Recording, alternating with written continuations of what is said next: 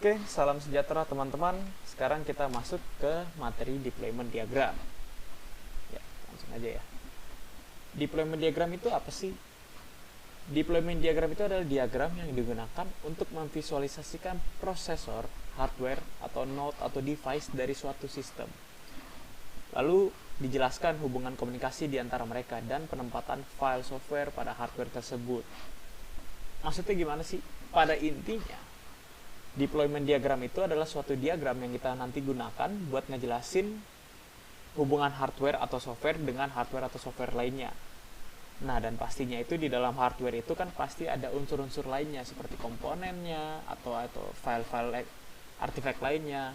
Itu yang dijelaskan dalam deployment diagram. Nah, untuk menggambarkan suatu deployment diagram, kita ada tools-tools yang bisa kita pakai. Tiga pertama yang paling penting itu adalah node, artifact, dan komponen. Kita mulai dari node dulu nih. Node dipresentasikan sebagai kubus. Adalah entitas fisik yang mengeksekusi satu atau lebih komponen, subsystem, atau executable. Node dapat berupa elemen perangkat keras, hardware, atau perangkat lunak, software. Jadi node ini pada intinya device-nya ya, yang nanti bisa diisi artifact, komponen-komponen. Lanjut ke artifact. Artifact adalah unsur-unsur konkret yang ditimbulkan oleh suatu proses pembangunan. Contoh artifact dapat berupa libraries, archive, configuration files, executables files, dan lain-lain. Atau .php juga bisa. Jadi artifact itu biasanya kan kita kalau mau mulai aplikasi di komputer kan ada .exe-nya. Itu artifact. Contoh kasarnya ya. Lalu kita masuk ke komponen. Komponen adalah notasi yang mewakili elemen perangkat lunak lain yang ada dalam sistem. Contoh komponen kayak gimana nih? Maksudnya penjelasan tadi kan terlalu singkat nih. Contohnya, misalnya kita ada aplikasi bank yang berjalan pada Android device. Nah, aplikasi bank ini itulah komponen yang ada dari node Android device itu nih. Pada intinya ya komponen function atau nggak aplikasi ya. Kita next. Saya nanti kalau digabungin di deployment diagram ntar kayak gini nih. Ada node-nya something, misal kita judulin. Terus dia mempunyai artifact sum.exe atau sum executable yang nanti juga bisa menjalankan atau mempunyai function sesuatu gitu atau aplikasi sesuatu. Nah, kita udah kebikin nih node, artifact sama komponennya. Terus kita ngejelasin hubungannya gimana? Ada dua yang kita fokusin untuk menjelaskan hubungannya. Ada communication path sama dependency. Communication path simple ya. Dia cuma ngejelasin hubungan mereka itu pakai apa sih? Bisa pakai TCP/IP, bisa pakai HTTPS atau basic internet, terserah yang digunakan apa.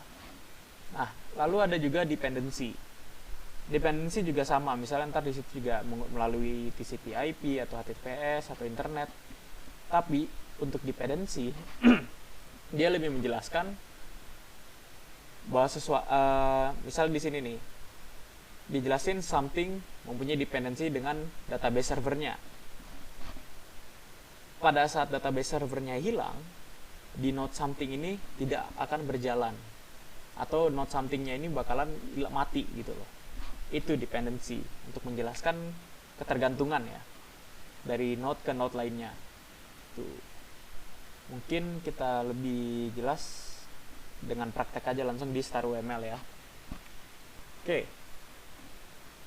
Seperti biasa, nanti kalau masuk StarUML nanti langsung ke model, lalu nanti ada pilihannya deployment diagram ya.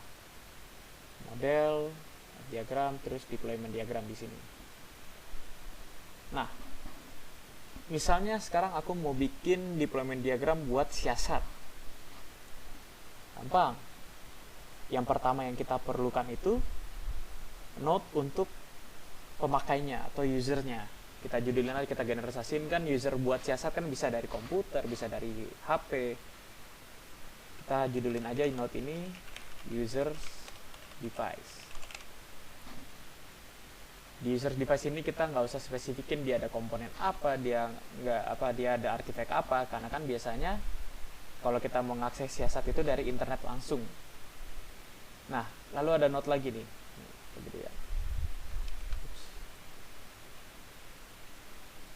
Lalu ada note lagi yang di sini baru. Web server siasat.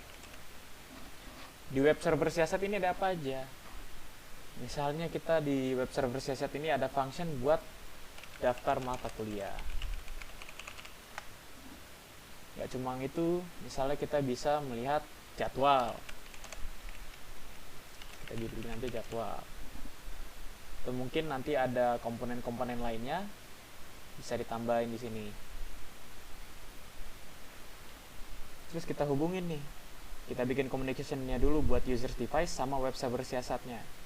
Pakai yang di ini communication path-nya. Lalu kita judulin di sini. Communication ini terhubung melalui apa? Kita bilang aja let's say di sini HTTPS. Ya. Oke. Udah ada nih web server siasat, udah ada user device. Coba kita pikir-pikir lagi di web. Kalau misalnya siasat jalan kan dia pasti harus nyimpen daftar-daftar mata kuliahnya, ada harus melihat menyimpan data-data jadwal, data-data mahasiswanya, data-data dosen. Yang pastinya artinya dia memiliki database. Jadi kita bikin di sini node database. DB siasat, misalnya gitu. Nah, di DB siasat ada apa aja nih? Pastinya kalau biasanya database kita anggap aja dia menggunakan MySQL, gitu kan? MySQL. Terus untuk menjalankan MySQL ini kita pakai artifact, pasti ada .executable-nya atau .php-nya. Kita generalisasiin aja. Database service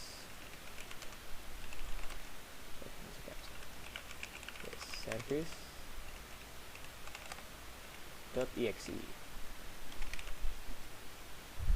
Oke.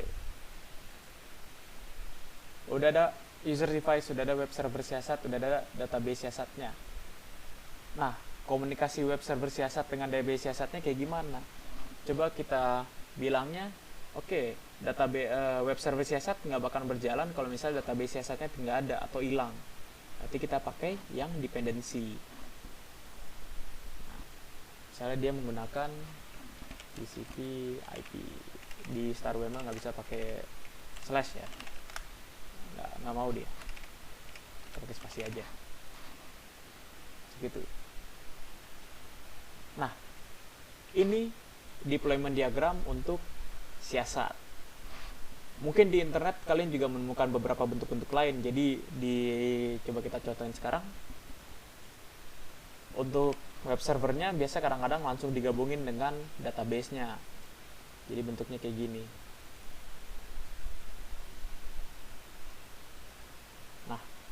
Bentuk ini juga nggak apa-apa. Maksudnya gimana nih? Kok di node ada node lagi? Berarti dia menjelaskan di device web server siasat ini, di hardware-nya ini juga sudah menginclude database-nya juga.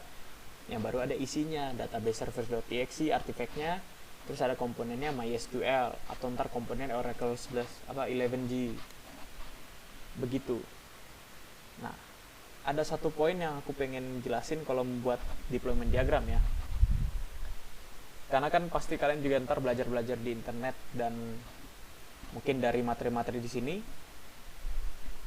Usahakan kalian kalau membuat deployment diagram jangan disamain dengan yang kalian temukan di internet.